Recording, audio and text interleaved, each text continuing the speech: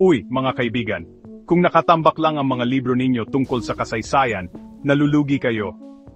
May kwentong pasabog tungkol sa Bulkang Taal. Dito sa Pilipinas, ang Bulkang Taal ay may nakakatuwang nakaraan. Nasa sarili nitong isla sa lawa ng Taal, kaya parang bulkan sa loob ng lawa na nasa loob din ng bulkan. Mahigit 30 beses na pumutok ang Taal, simula noong ika-16 na siglo, kaya hindi lang ang itsura ng lugar ang binago nito, kundi pati ang buhay ng mga tao sa paligid.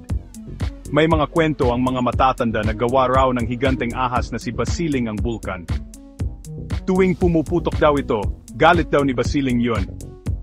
Kahit mahilig ka sa kasaysayan o mahilig ka lang sa magandang kwento, ang nakaraan ng Bulkang Taal ay puno ng alamat at totoong pangyayari na nakaka-interes sa ating lahat. Manatiling mausisa at patuloy na mag-explore.